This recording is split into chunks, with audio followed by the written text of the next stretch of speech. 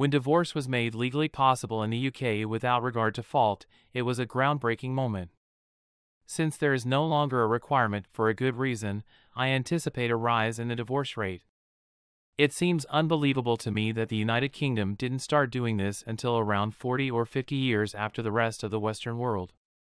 The sexual revolutionaries are right that the monogamous marriage paradigm has many problems, but it's also the best solution we have so far. According to the customs of the past, the primary duty of the father was to provide financial support for the family, while the primary duty of the woman was to take care of the children at home. Because it now takes less time to operate a family, it is now more practical for moms of young children to work outside the home, as is the case with the majority of us. However, striving to successfully perform the roles of mother and father concurrently, as single moms are obliged to do, is nearly difficult, particularly on low pay. This challenge is compounded by the fact that single mothers often have to work outside the home. It is impossible for a single woman to provide for and raise a happy and healthy family on her own. So, how does she spend her time then?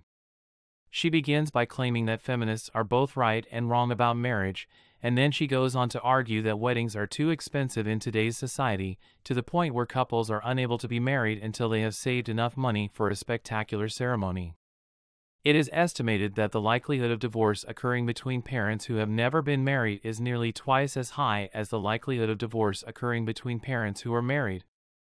When this occurs, the children are faced with the choice of either growing up in a home consisting of only one parent or moving in with one of the step-parents, most commonly the stepfather.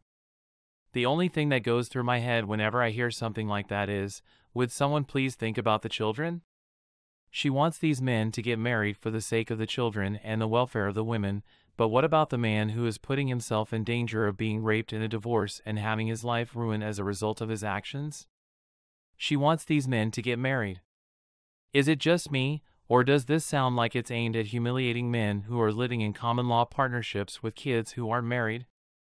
Doesn't anyone else hear how this sounds like it's targeting men? It would appear that a significant number of women have either arrived at the realization that their grown children are a source of embarrassment and will not be useful idiots and utilities to them in their later years, or that they have come to terms with the fact that they will be compelled to spend their lives as single mothers in conditions of impoverishment. Both of these possibilities are possible. They are in critical danger and want assistance immediately, but no one is coming to save them. It would appear that they have a need for a male utility. They are putting in a lot of effort so that they can use the money they make to establish a better life for themselves and their children. If this is the case, then the question that arises as to why the mainstream media is suddenly concerned about increasing birth rates is as follows: is it because of the struggle that women have in trying to bring up their children by themselves? Is it feasible that the low fertility rates are the impetus behind the government's wish to encourage people of British heritage to have more children? If so, this would be a very interesting theory. I am of the opinion that at its core, this is nothing more than a desire to enslave men in order to relieve the government of the financial burden of supporting single parents. Women are eager to point the finger at others when something goes wrong, and they frequently avoid taking responsibility for their own actions. The wisest course of action to adopt if there is any possibility of our society reclaiming even a sliver of the old normalcy it once possessed would be to restore accountability to its rightful owners, women. When things are going well, the woman is the one who gets the credit for them, but when things are going poorly, the guy is the one who gets the blame for them. This makes it more difficult for men to accept responsibility for their conduct. After a predetermined amount of time, males will stop taking part in games with predetermined outcomes and go our separate ways. That is something that both our society and a significant portion of the ignorant people in the globe fail to acknowledge. Feminists of the current day are of the opinion that what males crave is sexual diversity. The typical beta is willing to spend the rest of his life with the same woman and has no interest in pursuing relationships with other women. It's possible that only the men who they truly find attractive hold this belief. If they feel that the only thing men want is sexual diversity and that this is the reason why we aren't getting married, then it is evident that they do not understand men.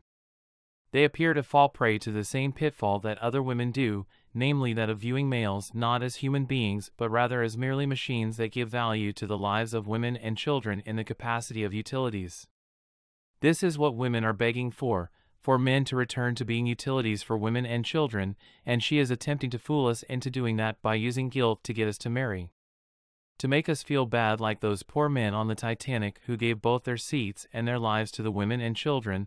All I have to say to the feminists out there is come back to men when you're ready to make some real concessions, and have all the girls work together to repeal the rights women were given in exchange for male attention and provision.